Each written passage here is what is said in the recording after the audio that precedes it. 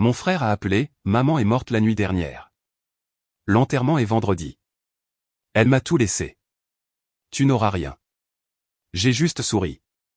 Maman se tenait juste à côté de moi. L'appel est arrivé à 6h47, un mardi matin. J'étais déjà réveillé, savourant ma deuxième tasse de café et regardant la neige tomber par la fenêtre de ma cuisine, à Toronto. Le numéro affiché sur mon téléphone indiquait le nom de mon frère, Glenn.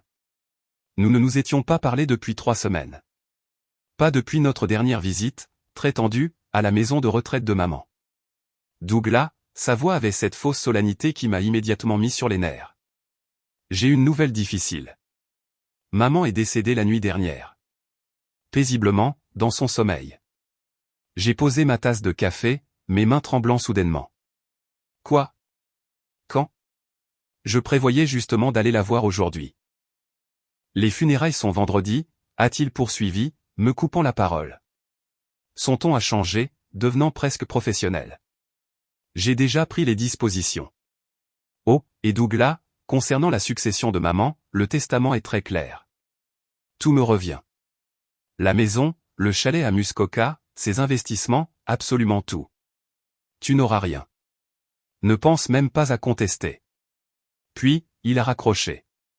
Je suis resté là, dans ma cuisine, fixant le téléphone avec incrédulité. Ma mère, morte, juste comme ça? Et la priorité de Glenn était de m'informer que je n'aurais rien? Pas de, je suis désolé. Pas de, elle est partie en paix, mais une menace pour ne pas contester le testament. Quelque chose clochait, vraiment. Laissez-moi revenir en arrière. Je m'appelle Douglas Harrison. J'ai 64 ans, je suis un ingénieur civil à la retraite qui a passé 40 ans à concevoir des infrastructures à travers l'Ontario. Ma femme, Catherine, est décédée il y a 3 ans d'un cancer. Nous avons une fille, Emma, qui a maintenant 28 ans et travaille comme biologiste marine à Vancouver. Après la mort de Catherine, je me suis jeté dans le bénévolat et je suis resté proche de maman. Elle avait été mon roc à travers le deuil. Mon frère Glenn a 4 ans de moins, il a 58 ans. Nous avons grandi assez proches, jouant au hockey dans l'allée de notre vieille maison à North York. Mais, à l'âge adulte, nous nous sommes éloignés. Glenn est devenu agent immobilier, a épousé Patricia, et a eu 2 enfants. En surface, tout semblait aller bien, mais j'avais remarqué des choses au fil des ans. Glenn était toujours à la recherche de la prochaine grosse affaire, s'étirant toujours trop financièrement. Son entreprise a connu des passages difficiles. Il y avait des conversations chuchotées lors des dîners de famille à propos d'investissements qui avaient mal tourné, ou de Patricia faisant des doubles quarts de travail comme infirmière pour les maintenir à flot. Notre mère, Helen Harrison, avait 85 ans et avait été vive d'esprit toute sa vie. Enseignante à la retraite, elle pouvait encore réciter de la poésie de mémoire et battre n'importe qui au Scrabble. Elle vivait de manière indépendante dans sa maison de Richmond Hill jusqu'à ce qu'il y a environ 9 mois, Glenn la convainc qu'elle avait besoin d'aide supplémentaire. Il a suggéré de devenir son mandataire, juste pour gérer les factures et les rendez-vous médicaux.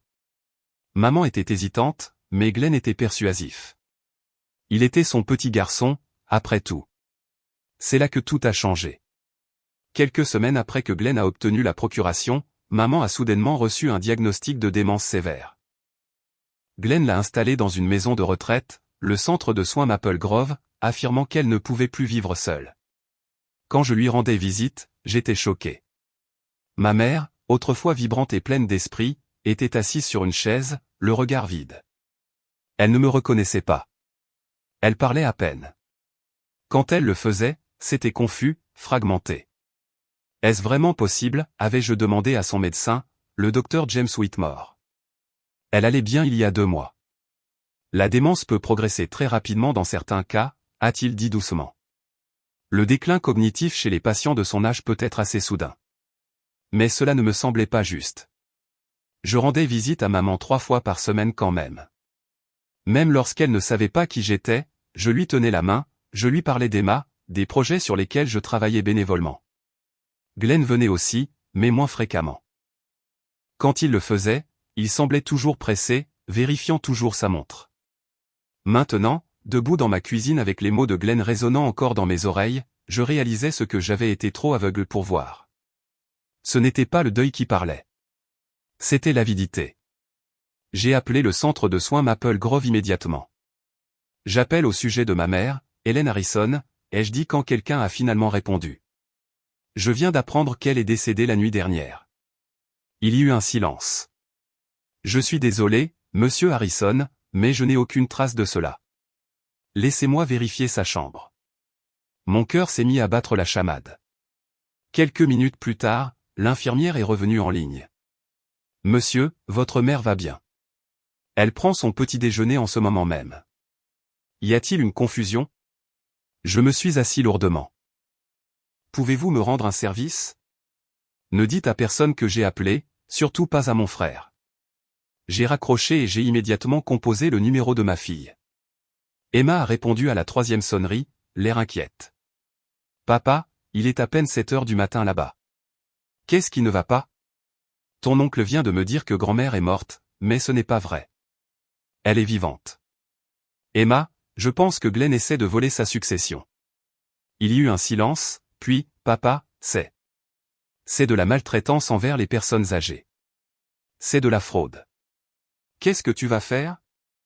Je ne sais pas encore, mais je dois comprendre ça vite. Il a dit que les funérailles sont vendredi. C'est dans 3 jours.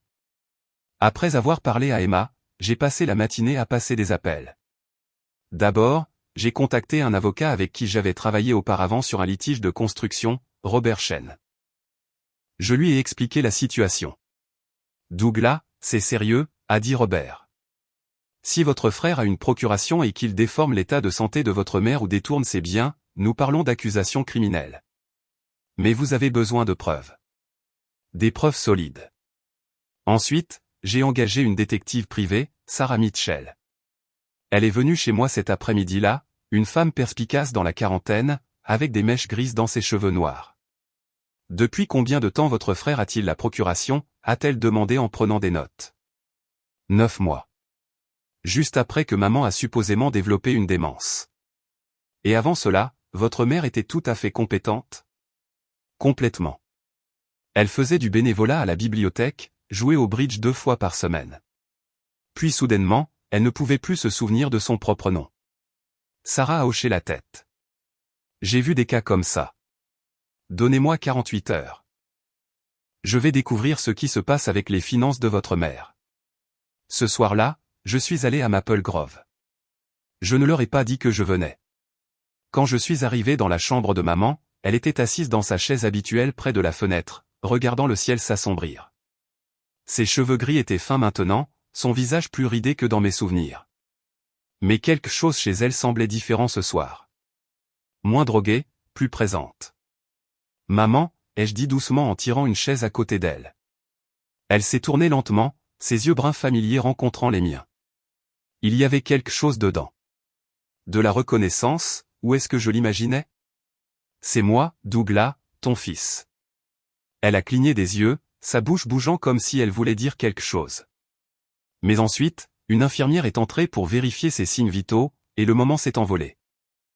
Je suis rentré chez moi sous la neige, mon esprit tournant à toute vitesse.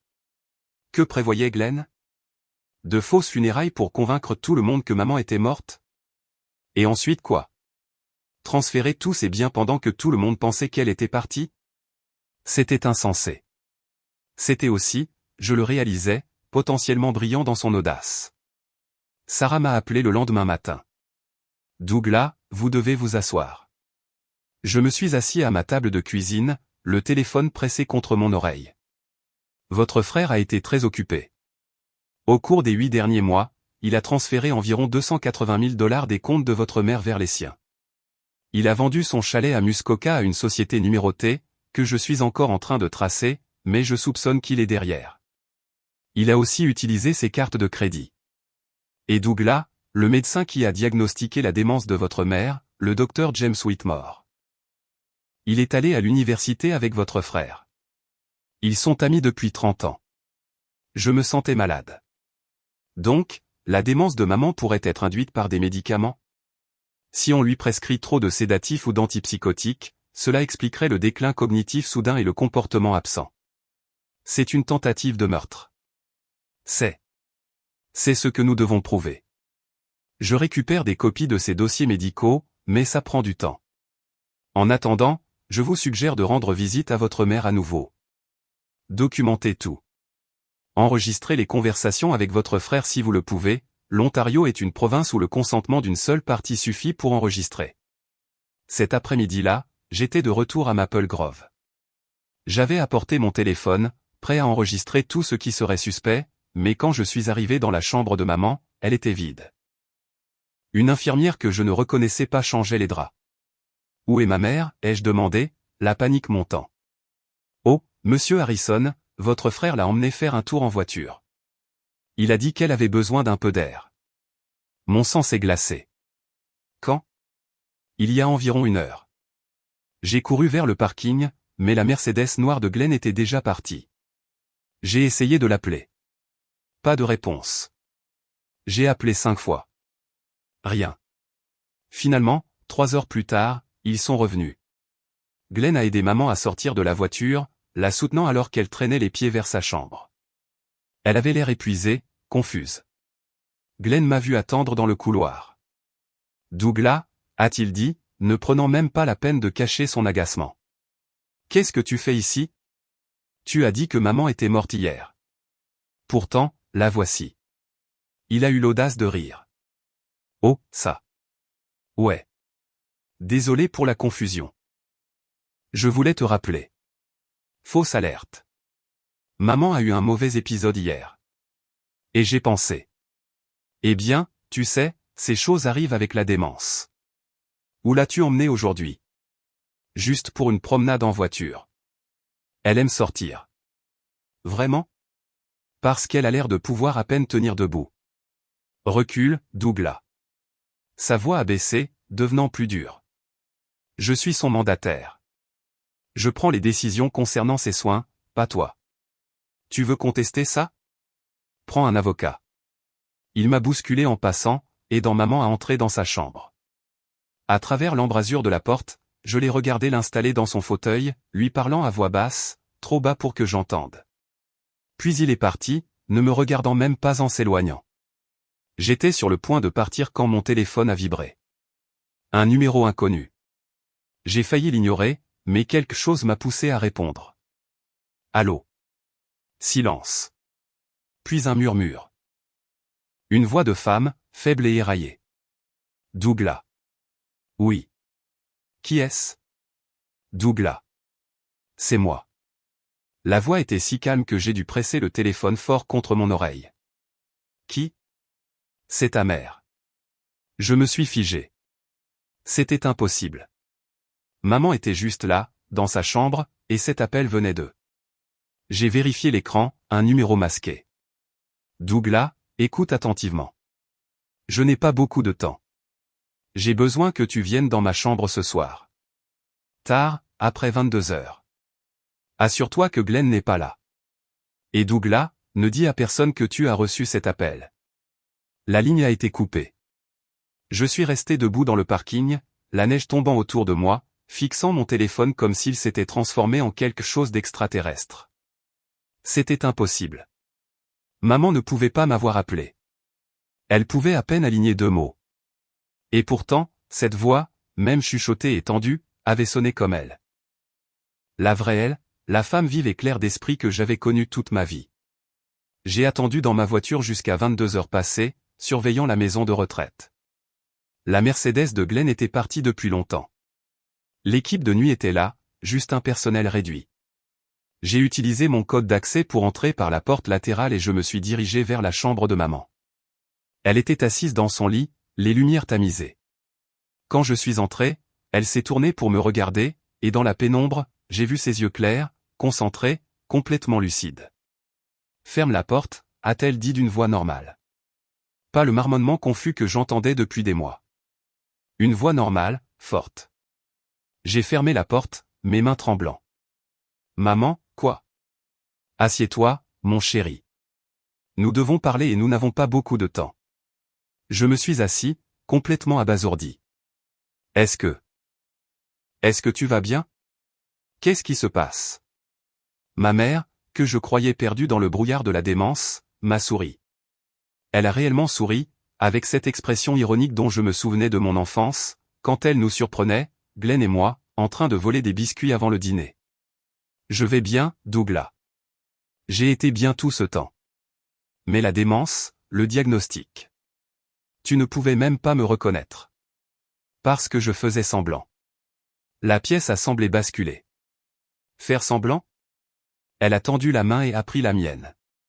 Sa poigne était ferme, stable, rien à voir avec les mains faibles et tremblantes que j'avais tenues pendant des mois. Douglas, j'ai 85 ans. J'ai beaucoup réfléchi à la mortalité, à ce qui se passe quand je ne suis plus là. Et j'ai réalisé que j'avais besoin de savoir quelque chose. J'avais besoin de savoir lequel de mes fils prendrait réellement soin de moi. Pas pour mon argent, pas pour l'héritage, mais parce qu'il m'aimait. Donc, tu as simulé la démence pour nous tester? Lorsque Glenn a suggéré de devenir mon mandataire, j'y ai vu une opportunité. J'ai accepté, mais j'ai aussi consulté mon propre avocat, quelqu'un que Glenn ne connaît pas. J'ai mis la plupart de mes actifs dans une fiducie irrévocable, des semaines avant que Glenn n'obtienne la procuration. Les comptes auxquels il a accès. Je n'y ai laissé que le strict nécessaire pour voir ce qu'il ferait. Je n'arrivais pas à assimiler tout ça. Maman, c'est. Pourquoi tu ne me l'as pas dit? Ses yeux sont devenus tristes. Parce que je devais vous tester tous les deux.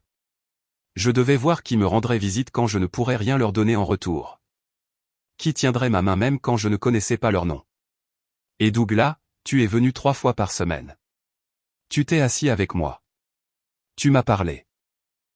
Même quand j'agissais comme si je n'avais aucune idée de qui tu étais. Des larmes coulaient sur mon visage. Bien sûr que je suis venu. Tu es ma mère. Je le sais maintenant. Mais Glenn. Elle a secoué la tête.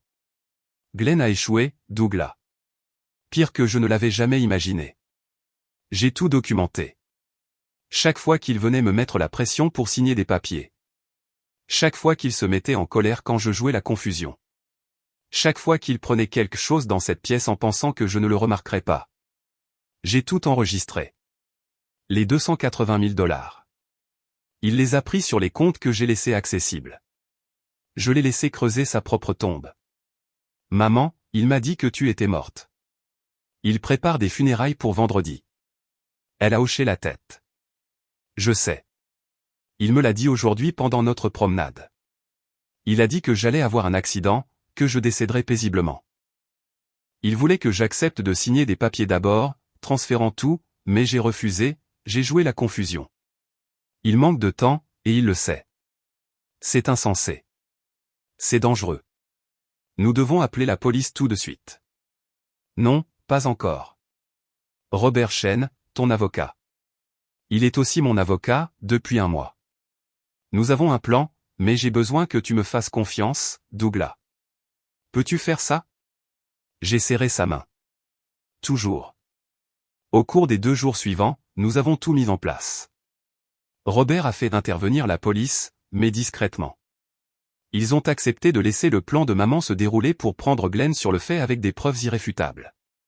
Nous avons installé des caméras cachées dans la chambre de maman, de minuscules objets de la taille d'un bouton. Nous nous sommes coordonnés avec le personnel de la maison de retraite, ceux en qui nous pouvions avoir confiance. Et maman a continué son jeu, jouant la patiente confuse et déclinante chaque fois que Glenn était là. Glenn est venu 2 fois de plus. Une fois pour apporter des papiers à signer pour maman, des documents de transfert pour sa maison. Maman a gribouillé quelque chose d'illisible, a fait semblant de ne pas comprendre. La frustration de Glenn était visible, à peine contenue. Signe juste clairement, maman, a-t-il dit entre ses dents serrées. J'essaie de t'aider. La 2e fois, jeudi soir, il a apporté une seringue. J'ai regardé la vidéo plus tard et cela m'a rendu physiquement malade. Il a dit à maman que c'était son médicament, mais nous l'avons fait tester plus tard. C'était une dose massive de sédatif.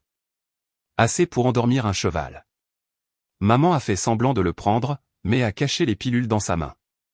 Demain, a dit Glenn en lissant ses cheveux. Demain, tu seras enfin en paix, maman. Plus de souffrance. Vendredi matin est arrivé. Glenn avait réservé le salon funéraire Thornhill. Il avait envoyé des avis, appelé des proches. Des cousins que je n'avais pas vus depuis des années m'ont appelé pour me présenter leurs condoléances. J'ai joué le jeu, disant, oui, les funérailles sont à 14 heures. Oui, c'était très soudain. Le salon funéraire était bondé. Glenn avait fait les choses en grand, des fleurs partout, une grande photo de maman datant d'il y a 20 ans à l'avant de la salle. Il avait même écrit une nécrologie pleine de langage fleuri sur la « mère bien-aimée » et « après une longue maladie ». Je me suis assis au premier rang avec Emma, qui avait pris l'avion ce matin-là. Glenn était assis de l'autre côté de l'allée avec Patricia et leurs enfants. Son visage était composé, d'une tristesse appropriée. Patricia continuait de toucher son bras, le réconfortant. Ses enfants avaient l'air sincèrement tristes. Ils aimaient leur grand-mère. À 14 heures précises, Glenn s'est levé pour faire l'éloge funèbre. Il s'est dirigé vers le podium, a ajusté le micro, et a commencé à parler. Nous sommes ici aujourd'hui pour célébrer la vie d'Helen Margaret Harrison, née le 14 février 1939. Décédée le 7 janvier 2025. Maman était une femme incroyable, une enseignante qui a formé de jeunes esprits pendant 35 ans, une mère qui a toujours fait passer ses enfants en premier. Et dans ces derniers mois, elle m'a fait confiance pour prendre soin d'elle.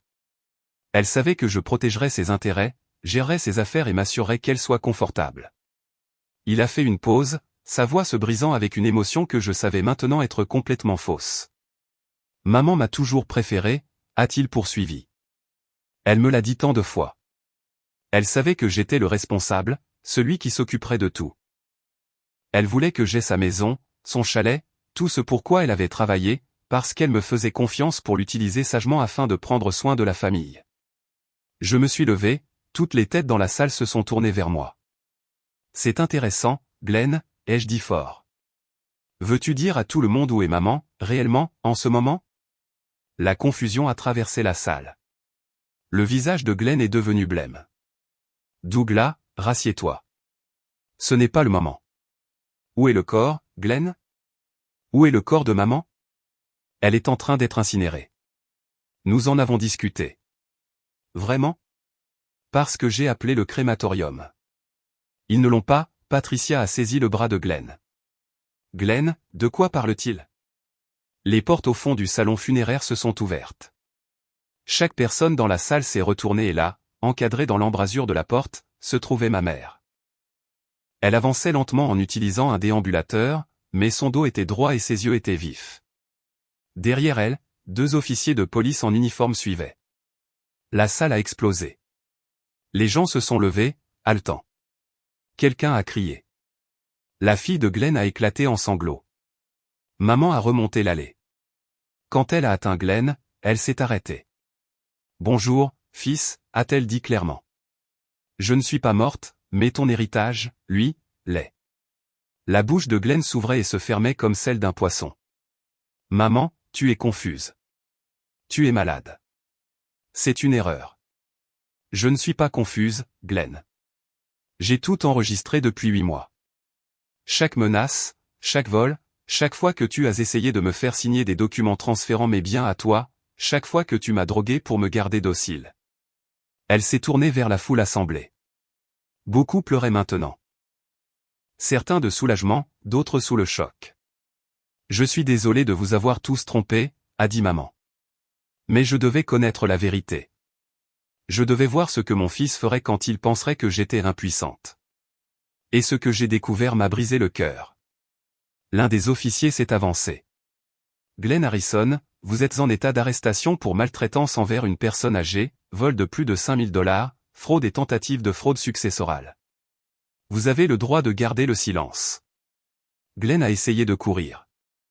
Il a réellement essayé de bousculer l'officier et de courir vers la porte, mais il n'a fait que 3 pas avant d'être plaqué et menotté.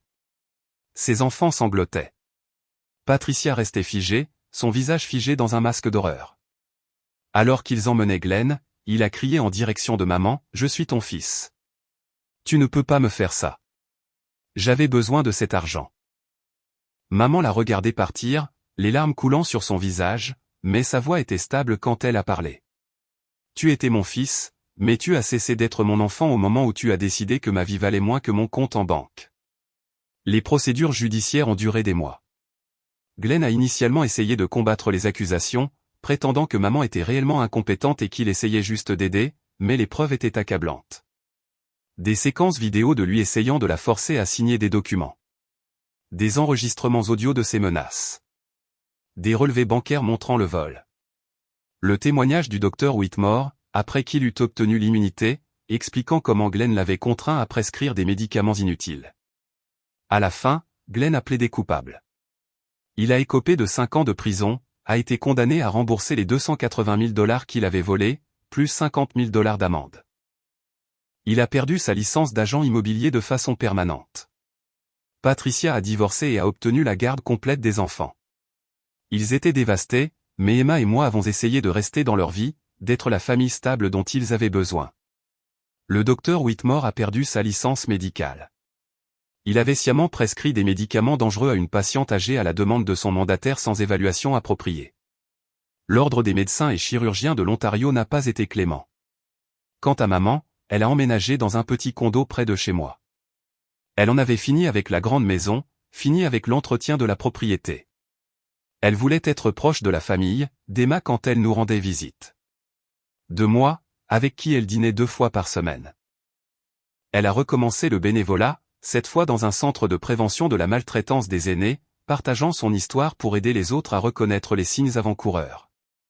Nous avons créé le fonds de protection des aînés Helen Harrison avec une partie de l'argent que Glenn avait restitué.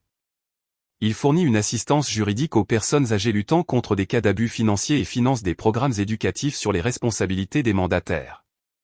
Un soir, environ 1 an après que tout cela soit arrivé, maman et moi étions assis sur ma terrasse arrière, regardant une autre chute de neige à Toronto. Elle tenait une tasse de thé, enveloppée dans une couverture épaisse. « Est-ce que tu regrettes, parfois ?» ai-je demandé. « La façon dont tu nous as testés ?» Elle est restée silencieuse pendant un long moment. Je regrette que cela ait été nécessaire. Je regrette que mon propre fils ait pu faire ce qu'il a fait. Mais Douglas, je ne regrette pas d'avoir découvert la vérité. J'avais besoin de savoir qui m'aimerait quand je n'aurais plus rien à donner. Tu m'as donné tout ce qui comptait. J'ai dit, tu m'as appris l'intégrité. Tu m'as appris que faire ce qui est juste compte, même quand c'est difficile, surtout quand c'est difficile. Elle a souri, tendant la main pour serrer la mienne. Et c'est pourquoi tu as réussi le test. Pas parce que tu me rendais visite, bien que cela ait compté. Mais parce que même quand tu pensais que j'étais parti, même quand tu pensais que tu n'aurais rien, tu t'es battu pour ce qui était juste. Tu n'as pas laissé Glenn s'en tirer. Tu m'as protégé même quand je ne pouvais pas me protéger moi-même. C'est ce que fait la famille. La vraie famille, oui, mais le sang ne fait pas la famille, Douglas. C'est l'amour. C'est le choix. C'est le fait d'être présent. Glenn était de mon sang, mais il a cessé d'être de la famille au moment où il a décidé que je n'étais qu'un actif à liquider. Nous sommes restés assis dans un silence confortable, regardant la neige s'accumuler sur la clôture, sur les arbres nus. À l'intérieur, je pouvais entendre mon téléphone vibrer. Emma, probablement, appelant de Vancouver pour notre bilan hebdomadaire. Ou peut-être l'avocat de maman avec des mises à jour sur le fonds caritatif. La vie continuait d'avancer. Maman m'a regardé, ses yeux toujours vifs et clairs. Tu sais quelle est la partie la plus triste? Quoi? Si Glenn avait simplement demandé, s'il avait juste été honnête à propos de ses problèmes financiers, je l'aurais aidé. Pas pour tout, pas pour encourager de mauvais choix, mais j'aurais aidé. Au lieu de cela, il a choisi de voler. Il a choisi de me traiter comme si j'étais déjà morte. Et ce choix lui a tout coûté. Je ne savais pas quoi répondre à cela, alors j'ai juste tenu sa main. Cette femme remarquable, qui m'avait appris plus sur la force et la dignité au cours de l'année passée que durant toutes les années précédentes. Elle avait survécu à la trahison de son propre fils, orchestré son propre sauvetage, et en était ressortie déterminée à aider les autres. C'est ça, la famille, la vraie. Ce n'est pas une question de sang. Ce n'est pas une question d'héritage. C'est le fait d'être présent. C'est aimer quelqu'un même quand il ne peut rien vous donner en retour. C'est se battre pour ce qui est juste, même quand cela signifie s'opposer à son propre frère. Glenn a fait ses choix. Il a choisi l'avidité plutôt que l'amour. Il a choisi le vol plutôt que l'intégrité. Et il en paie le prix, pas seulement en temps de prison, mais par la perte du respect de ses enfants, de sa femme, de sa carrière et de l'amour de sa mère. Quant à moi, j'ai reçu quelque chose de bien plus précieux que n'importe quel héritage. J'ai gagné plus d'années avec ma mère, de vraies années, où nous pouvions parler, rire et guérir. J'ai acquis la certitude que, une fois testé, j'ai fait ce qui était juste. Et j'ai eu la chance de faire partie de quelque chose de plus grand, aidant d'autres familles à éviter ce que nous avons traversé. Le sang n'excuse pas la trahison. La vraie famille protège les vulnérables. Et parfois, la chose la plus courageuse qu'une femme de 85 ans puisse faire, c'est de faire semblant d'être impuissante, juste pour découvrir qui l'aidera quand elle ne pourra pas s'aider elle-même. C'est ce que j'ai appris d'Hélène Harrison, ma mère, mon héroïne, la femme qui m'a appris que la dignité importe plus que les dollars, et que le véritable amour se manifeste même quand il n'y a rien à gagner.